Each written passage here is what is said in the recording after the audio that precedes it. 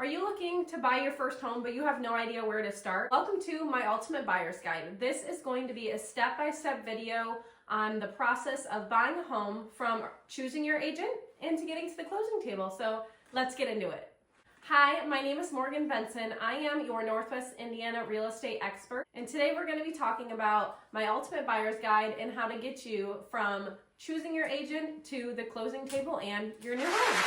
There is going to be a lot of information, so I will also link a paper copy for you to print out in the caption. And don't forget, if you can, like and subscribe so you can stay up to date on what to do when it comes to listing your home when that time comes as well. So step one for me is choosing your real estate agent.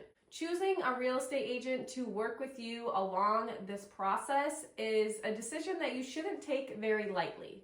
Your agent should have a deep understanding of the market, yourself, and what you're really looking for in order to have your best interest at heart. What's very important is to find an agent that is curious about the market, is committed to you, is proactive, and is very personable. Now we get into the home buying process. At this point, this is when your agent takes the hand. They will guide you step by step through this process, or at least should, and that is why choosing your agent is very, very important. So let's start with the mortgage process and let's talk finance. It is important to interview a few lenders and see which one fits the best, which one can get you the best rate. And at this point, this is when we start understanding how much you qualify for, and we get your pre-approval letter in order to step forward and start seeing homes. A pre-approval letter is usually valid for 30 to 90 days. These can always be adjusted by your lender, but these are required, at least in Indiana, in order to submit an offer. Now, here are some questions it is very important to ask your lender when it comes to your purchasing power and how much you pre-qualify for, just to get a better idea and understanding of what you're looking at and what is to come. So it's important to ask what type of loan they recommend for you and why. There are tons of different types of loans out there. If you're a first-time home buyer, you can get approved for an FHA loan, which is 3.5% down. Again, obviously you have to qualify for all of these loans. There is a veterans loan, a VA loan. You can do insured conventional, which is less than 20% down, but still a conventional loan. And then you have your regular 20% or more down conventional loan. And as the lender kind of looks through your finances, looks through how much you have saved up to buy a home, your credit score, they will kind of have a better idea of what loan will fit you and what you can qualify for. It is also important to ask if you qualify for any down payment assistance programs. Now, these down payment assistance programs usually do have a lot of stipulations. So I personally have not seen anyone use a down payment assistance program other than if they were a teacher or they worked for the city, and it kind of goes through them because of the kind of work they do and not just based on income. It is also very, very important to ask the interest rate. What is the APR? What is the interest rate? What am I looking at? Because again, there are many options when it comes to lending. This can include a rate buy down as well if you don't like the rate.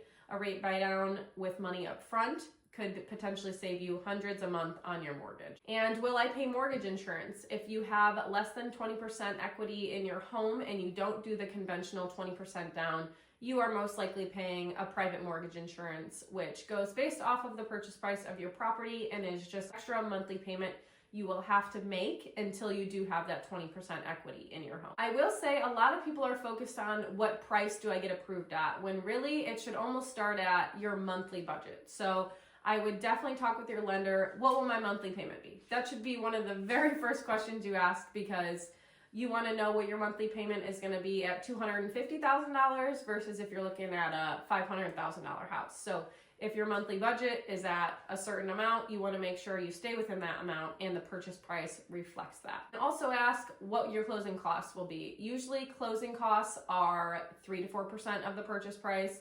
They're going to have title fees, loan fees. So there's a lot of money that goes to the closing table other than your down payment, and it is very good to be more aware of that before you start the process of looking at homes to make sure you have enough saved. And that's just a very important conversation to have with your lender. If you are in the Northwest Indiana area, or honestly anywhere, and you need a lender, you don't know where to start to looking for a lender, please feel free to reach out. leave a comment, or I'll post my Calendly link. You can set up a call or even a buyer's consultation so we can get that figured out and get you set in the right direction. Next, you will want to consider your wants and your needs. A lot of people get these mixed up when looking at homes. Will you find the perfect home? It's definitely a possibility. However, there are a lot of things where people come in, I need this, I need that, and it ends up getting crossed off the list because other things are more important. So it's important to set forth first what your negotiables are and what your non-negotiables are. Hey, I need this. No ifs, ands, or buts. This is what I need, and then have a list for your wants, like I said as well. You would really, really, really like them, but if they need to be crossed off the list because we can't find something that fits every single checkbox, then you might have to settle without your wants and just your needs. Needs might look like enough bedrooms for your family, or a first floor master bedroom because you have an elderly person that can't go up and down the stairs. A lot of things I've been seeing lately is also school district or close proximity to the school, and a decent sized yard for your children or pets. Your needs are most likely going to be things that you can't really change about the home, or that would be quite pricey to change about the home. Obviously, you can add another bedroom if the space allows. However, again, that can be a pricey change when you can possibly look for something that fits you better. Wants might look like, oh, I need a fenced-in yard for my dog. Okay, well, fences can get expensive, but if we find a decent amount of yard space for your dog, then are you able to fence it in yourself? Or if you want specific paint or specific flooring, that is something that can be changed quite easily. You can't change the location of the house. You can't change proximity of it from schools. So your wants should be the things that you can change, that you would be okay with buying it without, and then possibly adding it later. Okay, now that you have your wants and needs list, now we start the home search process. What is important to keep in mind here is, although you want your search tailored to you, there are room for negotiations when it comes to cost most of the time. So I would maybe toggle it 25 to maybe even 50,000 above your budget, because a home could be sitting on the market for 200 days, or maybe the seller is just really motivated to sell and they just need it sold for whatever reason it might be. So as much as I want you to tailor the search to exactly your needs, it's better to be more broad so you have more options to weed through. Another thing I always recommend is looking at the Google Street View of a home if you don't know the area or you aren't familiar with it. This may clear up some questions you might have about the location. Also, pictures can be very deceiving nowadays with how good photographers have gotten. So it's important to get a real life view of it. So I always suggest my clients to go on the Google search view if they've never been in the area, just to kind of see around what the homes look like, make sure the exterior looks nice, because obviously everything should look nice in photos, but may not look that nice in real life. Another thing I like to warn my clients about is pending houses. Sometimes when there are houses pending, yes, it is currently under contract. However, a lot of those have contingencies. They could fall apart at any moment, most because the inspection, or it could be the appraisal.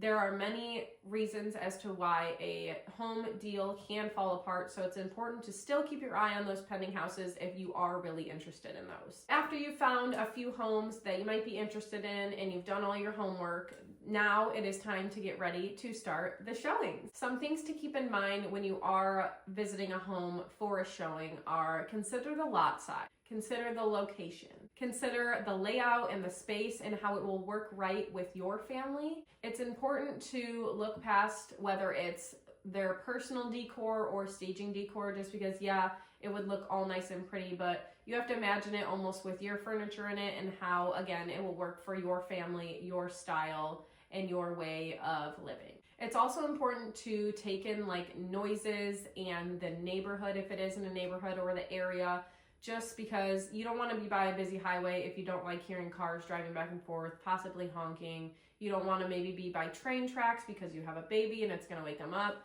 There are many things to take into consideration that is around the home versus just in the home. And then it's important to also revisit your wants and needs list and your budget. Say, hey, it has all of our needs, but only half of our wants, but it's $25,000 under our budget, then Maybe you got $25,000 you can put towards fixing up the home so it can have all of your wants as well. Now you found the home you love, it's time to write the offer. Now what? This is when you lean on your trusted agent. We'll need that pre-approval letter that we originally got from your lender and your real estate agent or realtor or attorney. This is where we take the pre-approval letter, we write up your offer. This includes purchase price, this includes potential closing date, this includes whether you want a home warranty, whether you want an inspection, what kind of loan you're getting.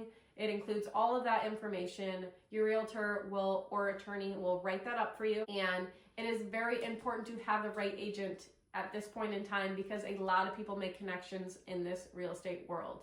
It is important to always be friendly. It is important to have those connections so that you may, if you're up against multiple offers, you might ask them, hey, what can we do to get our offer to be the one accepted?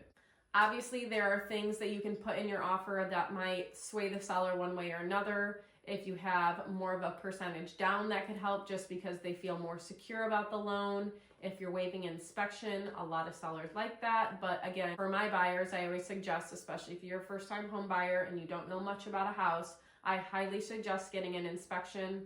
It will save you potentially thousands and thousands of dollars, so I highly suggest that.